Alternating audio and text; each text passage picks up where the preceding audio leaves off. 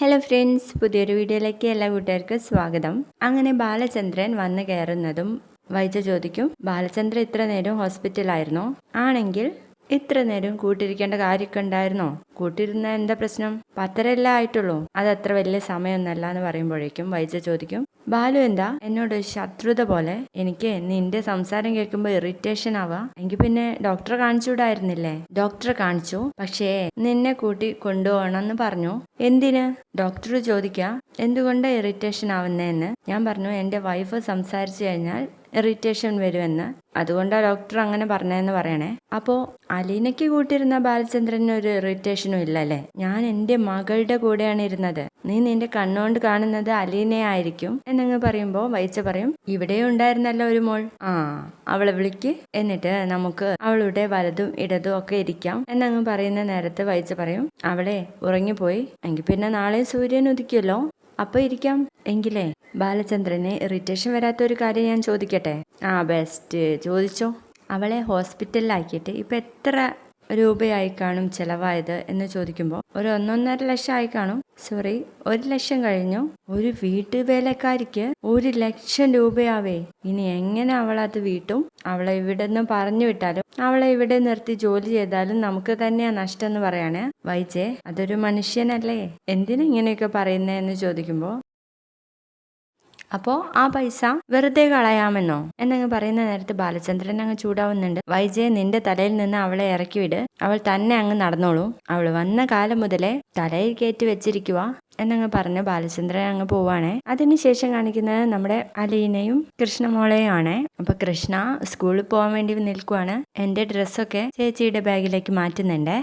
അതിന് മോക്ക് വീട്ടിൽ പോണ്ടേ? ഇല്ല, ഞാൻ സ്കൂൾ വിട്ട് കഴിഞ്ഞാൽ ഇങ്ങോട്ട് വരും. ഇവിടെ നിനക്ക് അത്രയ്ക്ക് ഇഷ്ടം കേട്ടോ. ആർക്കാ ഹോസ്പിറ്റലിൽ ഇഷ്ടം? ചേച്ചിയോട് സംസാരിച്ചിരിക്കാനാ. അപ്പോൾ എനിക്ക് ബ്രേക്ക്ഫാസ്റ്റ് കഴിക്കണ്ടേ മോളെ? അത് മനുവേട്ടനോ അച്ഛനോ വരുമ്പോൾ വാങ്ങി തന്നോളൂ എന്ന് പറയണേ. അപ്പോഴേക്കും മനു എത്തുന്നുണ്ട് കേട്ടോ. മനുവേട്ടൻ വന്നു. Good morning Manu Shankar IPS എന്ന് പറയാൻ കേട്ടോ കൃഷ്ണ. അപ്പം മനു പറയും, നിന്റെ തലമണ്ടയ്ക്ക് ഒരു അടി തരും. ഇന്നലെ ഇങ്ങനെ നന്നായിട്ട് ഉറങ്ങിയോ എന്നൊക്കെ ചോദിക്കാണ് കേട്ടോ. ഞാനും ഉറങ്ങി. മനുവേട്ടൻ ഉറങ്ങിയോ? ഇന്നലെയും മിനിയാന്നും ഉറക്കുളച്ചല്ലേ? അപ്പൊ മനു ഒന്ന് ശ്വാസം വിട്ടിട്ട് പറയുന്നുണ്ട്, ഒരു കണക്കിന് ഉറങ്ങി എന്ന് പറയുമ്പോഴേക്കും നമ്മുടെ കൃഷ്ണ ചെന്ന് പറയുന്നുണ്ട്, മനുവേട്ട എനിക്ക് എന്തെങ്കിലും ഭക്ഷണം വാങ്ങിച്ചു തരുമോ? അതിനെന്താ മോളെ, പറയണ്ടേ, വാ എന്ന് പറയണേ. ഉച്ചകാലത്തെ ഭക്ഷണം നീ ഇങ്ങോട്ട് വന്നാൽ മതി, സ്കൂൾ ഇവിടെ അടുത്തല്ലേ, ഞാൻ വാങ്ങിച്ചു തരാമെന്ന് പറഞ്ഞിട്ട് മനു കൃഷ്ണയെയും കൂട്ടി പോവാണ്. പിന്നീട് അലീനയുടെ അടുത്തേക്ക് ഡോക്ടർ വരികയാണ് കേട്ടോ. ഞാൻ ഡോക്ടറാണേ, അകത്തേക്ക് കയറുന്നുണ്ട് എന്ന് പറഞ്ഞിട്ടാണ് വരുന്നത്. എങ്ങനെയുണ്ട് ഇപ്പൊ അലീന? പെയിൻ തോന്നുന്നുണ്ടോ? ചെറുതായിട്ട് തോന്നുന്നുണ്ട് ഡോക്ടർ. എങ്ങനെയുണ്ട് കോൺഫിഡൻസ് ലെവൽ? സാധാരണ ഇതൊന്നും ഡോക്ടേഴ്സ് ചോദിക്കാറില്ലാത്തതാ, എങ്കിലും മനസ്സിന്റെ ബലാണ് ശരീരത്തിന്റെയും ബലം എന്ന് പറയുന്നുണ്ട്. എനിക്കൊരു ടെൻഷനും ഇല്ല ഡോക്ടർ. നമുക്ക് പതുക്കെ ഒന്ന് എണീറ്റ് നോക്കിയാലോ? ചെരിഞ്ഞിട്ട് എണീക്കാവോ? തീരെ മസിൽസിന് ബലം കൊടുക്കരുത് എന്നൊക്കെ പറയുന്നുണ്ടേ.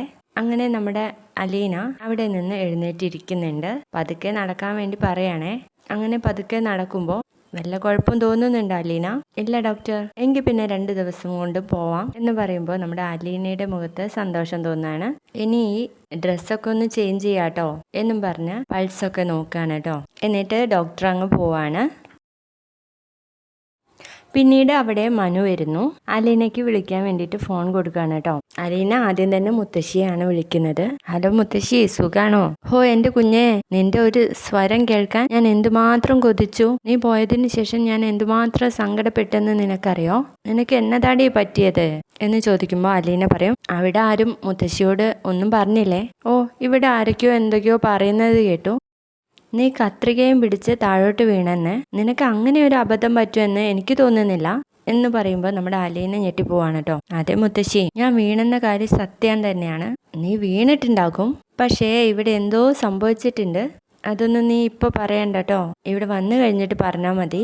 മുത്തശ്ശി വിഷമിക്കണ്ട, ഞാൻ നാളെ അങ്ങ് വരും. അതേ മോളെ? അതെ മുത്തശ്ശി, നാളെ എന്നെ ഇവിടെ നിന്ന് വിട്ടോളാന്ന് ഡോക്ടർ പറഞ്ഞിട്ടുണ്ടല്ലോ. സംശയം ഉണ്ടെങ്കിൽ മുത്തശ്ശി മനുവേട്ടനോട് ചോദിക്ക്. മനു ഉണ്ടോ അവിടെ? എനിക്ക് സമാധാനായി എന്ന് പറയുമ്പോൾ നമ്മുടെ അലീന മനുവിന്റെ അടുത്ത് ഫോൺ കൊടുക്കുകയാണ് കേട്ടോ. മനു ആണെങ്കിൽ മുത്തശ്ശിനോട് പറയുന്നുണ്ട്, സൗദാമിനി, ഞാൻ നിങ്ങളുടെ കയ്യിൽ ഒരു പെൺകൊച്ചിനെ ഏൽപ്പിച്ചിരുന്നു. അതിനെ നന്നായിട്ട് നോക്കിക്കൊള്ളാന്ന് നിങ്ങളും പറഞ്ഞിരുന്നു. എന്താ, ശരിയല്ലേ? ശരിയാണ് മോനെ. എന്നിട്ട് അതിനെ കുത്തി കൊലപ്പെടുത്തി കൊല്ലാനാക്കി ഹോസ്പിറ്റലിൽ കൊണ്ടുപോയിട്ടിരിക്കുകയാണല്ലോ. അതേ മോനെ, അതൊന്നും നീ എന്നെ ഓർമ്മിപ്പിക്കല്ലേ മോനെ എന്ന് പറയുമ്പോൾ മനു പറയുന്നുണ്ട്, ഇനിയിപ്പോൾ അത് പറഞ്ഞിട്ട് കാര്യമില്ലല്ലോ, എന്തായാലും അവൾക്കൊരു കുഴപ്പമില്ല. അലീന നാളെ അങ്ങ് വരും. വൈജാൻറ്റീനോട് വാളും പരിചയമൊക്കെ ആയിട്ട് നിൽക്കാൻ വേണ്ടി പറ, അങ്കത്തന്നെ ഒഴുകാൻ വേണ്ടിയിട്ട് എന്ന് പറഞ്ഞിട്ട് കട്ട് ചെയ്യാണ് കേട്ടോ. മനു ആണെങ്കിൽ അതിനുശേഷം അലീനയോട് പറയും, ഇനി ആരെങ്കിലും വിളിക്കാനുണ്ടോ? ഇനി ആരെ വിളിക്കാനാ? രേവതി കുട്ടിയെ വിളിച്ചായിരുന്നോ? ഇല്ല, അവള് പേടിക്കും. പേടിക്കേണ്ട സമയമൊക്കെ കഴിഞ്ഞില്ലേ, ഇനി ഒന്ന് വിളിച്ചേക്ക് എന്ന് പറഞ്ഞ് രേവതി കുട്ടിക്ക് ഡയൽ ചെയ്ത് കൊടുത്ത് പോവാണ് കേട്ടോ മനു. ഞാനേ ഒരു ചായ കുടിച്ചിട്ട് വരാം. എനിക്ക് വേണ്ട മനു ഏട്ടാ, എനിക്ക് വേണം, ഞാൻ പോയിട്ട് വരാമെന്ന് പറഞ്ഞിട്ട് മനു അങ്ങ് പോവാണ്. അങ്ങനെ നമ്മുടെ രേവതി കുട്ടിക്ക് ഫോൺ വിളിക്കാൻ കേട്ടോ. ഹായ് അലീന ചേച്ചി എന്ന് പറഞ്ഞിട്ടാണ് ഫോൺ അറ്റൻഡ് ചെയ്യുന്നത്. പെണ്ണിൻ്റെ ഒരു സന്തോഷം കണ്ടില്ലേ? അലീന ചേച്ചി എന്നോട് മിണ്ടണ്ട, അന്ന് 10 മിനിറ്റ് കഴിഞ്ഞിട്ട് ഞാൻ വിളിക്കാമെന്ന് പറഞ്ഞതല്ലേ, എന്നിട്ടൊട്ടും എന്നെ വിളിച്ചില്ല. അതിനുശേഷം ഞാൻ എത്ര തവണ വിളിച്ചെന്നറിയോ? നിന്റെ പിണക്കം മാറ്റാൻ ഞാൻ എന്താ ചെയ്യേണ്ടതെന്ന് ചോദിക്കുമ്പോൾ ഒന്നും ചെയ്യണ്ട, ഒരുപാട് തവണ ഞാൻ വിളിച്ചു ചേച്ചി എന്നങ്ങ് പറയുമ്പോൾ നമ്മുടെ അലീന പറഞ്ഞു കൊടുക്കുന്നുണ്ട്, അതിന് ഫോൺ എൻ്റെ കയ്യിലില്ല മോളെ, ഞാനേ ഇപ്പോൾ പാലായിലെ ഒരു ഹോസ്പിറ്റലിലാണ്. അയ്യോ എന്ത് പറ്റി ചേച്ചി? അന്ന് നിന്നെ വിളിച്ചതിന് ശേഷം അവിടെ കുറച്ച് സംഭവങ്ങളൊക്കെ ഉണ്ടായി. എനിക്ക് അപ്പോഴേ തോന്നി ചേച്ചി, ഞാനതേ മാമച്ചൻ അങ്കിളിനോട് പറഞ്ഞപ്പോൾ അവരെന്നെ കളിയാക്കി. ഫോൺ എടുത്തില്ല എന്ന് വെച്ച് എന്തെങ്കിലും സംഭവിച്ചു എന്നാണോ അതിനർത്ഥം എന്ന് പറഞ്ഞ, എന്താ സംഭവിച്ചത് ചേച്ചി എന്ന് ചോദിക്കുമ്പോൾ അലീന അവിടെ നടന്ന കാര്യങ്ങളൊക്കെ അങ്ങനെ പറയാണ്. രോഹിത് വന്നെന്ന് നിന്നോട് പറഞ്ഞിരുന്നില്ലേ? അവിടെ രോഹിത് മാത്രമല്ല ഹരിശങ്കറും ഉണ്ടായിരുന്നു. അവനെ റൂമിൽ കയറ്റി ഒളിപ്പിച്ചിരിക്കുകയായിരുന്നു. എന്തായാലും എൻ്റെ കൂടപ്പിറപ്പല്ലേ മോളെ എന്നങ്ങ് പറയുമ്പോഴേക്കും നമ്മുടെ ബാലചന്ദ്രൻ അങ്ങോട്ടേക്ക് വരുന്നുണ്ട്. ഡോറിന്റെ അവിടെ എത്തുമ്പോഴാണ് ഈ ബന്ധത്തിനെ കുറിച്ച് പറയുന്നത് കേട്ടോ. പിന്നീട് ബാലചന്ദ്രൻ അവിടെ നിന്ന് ശ്രദ്ധിച്ച് കേൾക്കാണ്. എന്തായാലും എൻ്റെ കൂടപ്പിറപ്പ് തന്നെയല്ലേ മോളെ, അതുകൊണ്ട് ഞാൻ ക്ഷമിച്ചതാ. പോലീസ് എന്നോട് തിരിച്ചു മറിച്ചൊക്കെ ചോദിച്ചു, ഞാൻ എന്തെങ്കിലും വിട്ടു പറഞ്ഞാ അവരുടെ ജീവിതം പോയില്ല മോളെ, അതുകൊണ്ട് മാത്രം ഞാൻ പറയാതിരുന്നതെന്ന് പറയുമ്പോഴേക്കും നമ്മുടെ ബാലചന്ദ്രൻ ആകെ തകർന്നു പോവാണ് കേട്ടോ. ചേച്ചി എന്തൊക്കെ അനുഭവിച്ചു ചേച്ചി, ഇനി അവിടെ നിൽക്കണ്ട, അല്ലേലും ഇനി ഇവിടെ നിൽക്കാൻ കഴിയുമെന്ന് എനിക്ക് തോന്നുന്നില്ല. ഞാൻ എന്തൊക്കെ പ്രതീക്ഷിച്ചാ പോയത്, എൻ്റെ അമ്മ, അച്ഛൻ, കൂടപ്പിറപ്പ്, എന്നിട്ടിപ്പോ എന്ന് പറയുമ്പോഴേക്കും നമ്മുടെ ബാലചന്ദ്രൻ ആകെ തകർന്നു പോവാണ്. എന്നിട്ട് പോയി ഒരു ചെയറിൽ ഇരിക്കട്ടോ, വേറെ ഏതോ ലോകത്തെത്തിപ്പോയി. അപ്പോ നമ്മുടെ മനു അതിലൂടെ പോകുന്നുണ്ടാവും ചായയുമായിട്ട്. അപ്പോ ബാലചന്ദ്രൻ അവിടെ ഇരുന്ന് ടെൻഷൻ അടിക്കുന്ന കണ്ടിട്ട്, അങ്കിള് വന്നോ?